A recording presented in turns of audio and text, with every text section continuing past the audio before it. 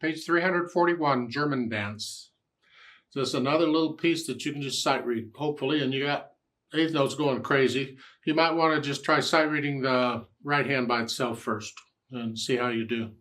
Because the hands are moving around, it gets a little trickier then. This is a reason, or one of the reasons, why it's really important to develop a feel for the keyboard. So you can make these movements, these jumps and so forth, without looking down. You may have to look down at first, but eventually, even in the left hand, when going from measure 3 to 4, when you're going from here to here, you might want to be able to feel that distance. But I'll show you another way of doing it in a minute, because then in measure 4, you're going to 5 down here.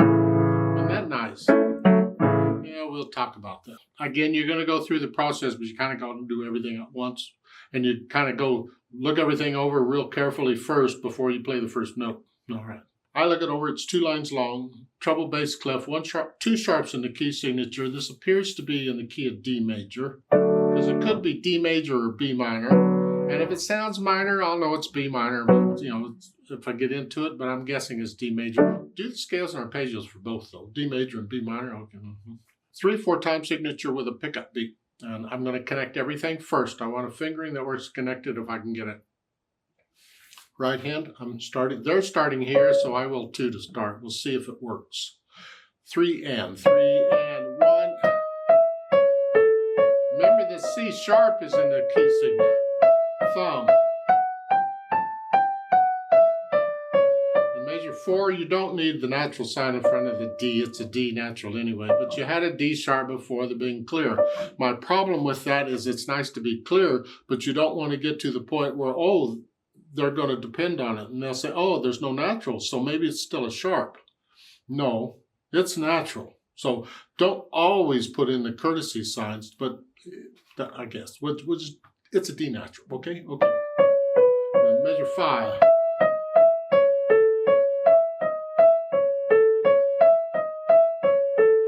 And thumb. You can stay here in just a second finger if you want. But you can crunch up if you want, or claps or whatever you call it. I don't care. I'm going to use second finger at the last note because I stay here. Now, if you're going to repeat it and you got here, then you don't want second finger. You do want thumb so you can cross over to repeat. If you were to play this more than once. I'm not going to, but if you were, you'd want thumb on that. Otherwise, I'm going to use second finger on that last note. Now, this left hand, let's look at this. We got the A chord. Which chord is that one? D major, that's a 5 chord. And then measure 4 down to the 1 chord, D. And then down again, 5 chord again. And then the 7 chord. Now, let's talk about the fingering here. You can use 1 and 5 for these if you want. And I am going to use third finger on this rather than here. If I were going to do the arpeggio, I'd use third finger, because I'd use fourth finger for here. So I'm going to use third finger here. I'm liable to use either one, because out of habit I might just do 4. But I do want a 3/2 on the last one. I don't want to go from here to here. I go from here to here. To me, that's easier than here. Now, I want to talk about moving around from measure 3, 4, and 5. Here to here to here. You can do 5, 3, 1 on all, or you can kind of prepare them.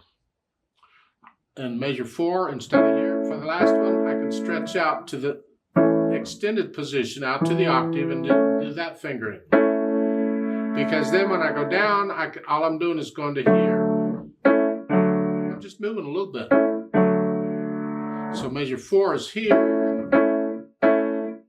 And the same thing in measure 4, I'm going to stretch out to the octave and use that. The repeated notes, I change those. And then I come down, same thing here. And I can just keep that if I want it.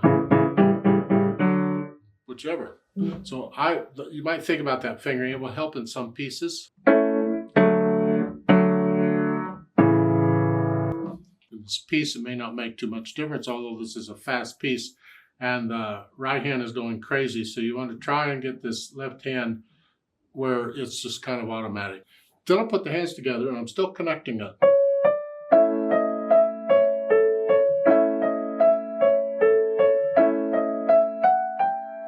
Now I connect it all the way through, and then I go back over it slowly and get rid of any hesitations. Keep in mind that you don't want hesitations in music anyway, unless they're written into the music. But when it's a dance and people are moving to it, you definitely don't want hesitation. So it just messes them up. Then I add the articulation. Now we have to wait on the technique for the staccatos, because depending on the speed, I might use a different technique. Slowly, it's flex at the wrist here. And disconnect that to that. Don't connect it. If they wanted that, the slur line would have gone all the way over 3 notes. Like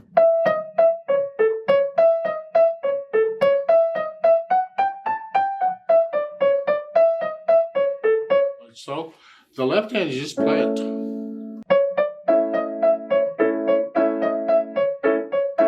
And then the dynamics, so you start out soft in the right hand. Left hand's out of the way. Crescendo, you're going to go up to loud, but don't get loud to measure 5.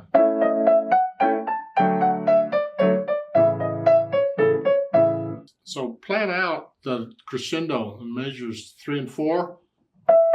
Stay soft. Up a little bit, a little more, a little more. It's almost like every beat or two I go up just a hair, just a hair. It's like each of these, get just a hair louder, although this is staying under what the dynamic says, because that applies to the right hand. But you get the effect is gradually louder, louder, there, and that's what you're doing here. And then finally the speed. Allegro. Again, is it the beat, the feel of the piece, because this is 8th notes everywhere. The 8th notes are going to slow it down. But if the beat, 1, 2, 3, 1, 2, 3, 1, 2. 1, 2, 3. Is that it?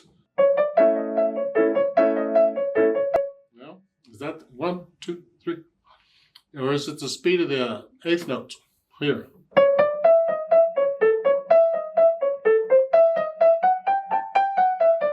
Because that feels fast, just the 8th notes by themselves. You have to decide on the speed. I can't tell you for sure because, frankly, I don't know.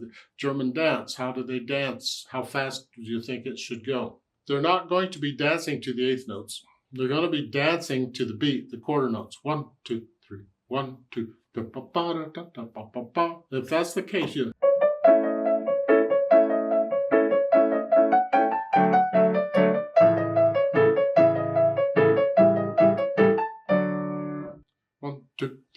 That's not really a fast beat to my opinion, but whatever. They want you to transpose this to C major, or in D major. They get down 1 step to C major. No sharps or flats. All here, all white keys except the accidentals. Well, that means instead of a C, it's a B.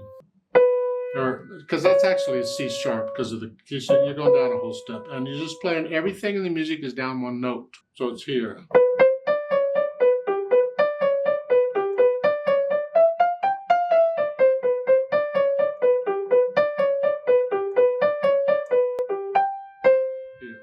See, instead of here, instead of a 5 chord, it's in this 5 chord. 1 chord, 5 chord, and then the 7 chord, and here. Whichever, the chords.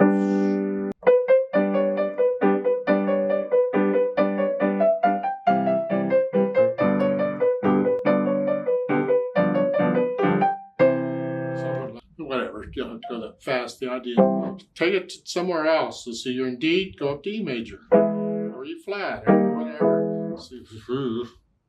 Let's play this together very slowly and check the notes and the rhythms. I'll give us 2 counts. I'm going to go ahead and put the metronome on 8th notes because the 8th notes are everywhere. Ready and go and.